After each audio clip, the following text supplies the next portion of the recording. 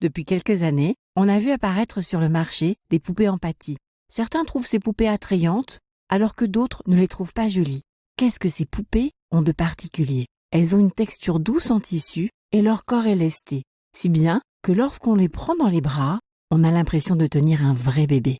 Les poupées empathie ne cherchent donc pas la ressemblance, mais la stimulation de la sensorialité, du côté charnel que l'on peut avoir avec un bébé.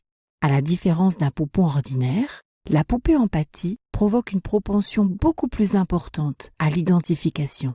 Dans l'accompagnement de la maladie d'Alzheimer et maladies apparentées, les professionnels et les aidants sont à la recherche de propositions qui apaisent et qui calment.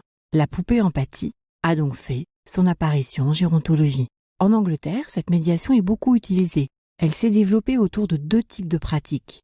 Celle qui consiste à laisser la poupée à la personne et celle qui consiste à l'utiliser comme un outil de médiation en présence d'un professionnel.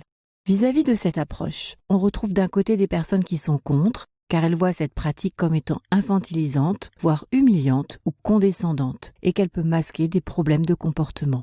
Et d'un autre côté, on retrouve des personnes qui sont pour, car ils considèrent que la poupée permet de réduire l'agitation et le stress, qu'elle permet de réduire les mouvements d'isolement et de retrait, qu'elle améliore le bien-être émotionnel et qu'elle permet à la personne de se sentir utile et plus en sécurité.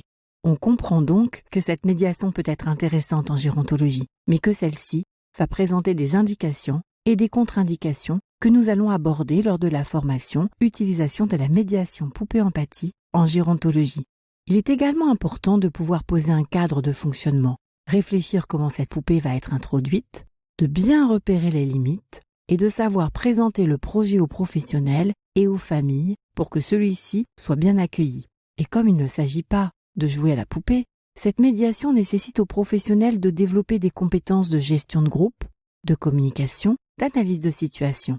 La formation permettra également de développer des outils pour suivre les bénéfices de l'introduction de cette médiation auprès des personnes.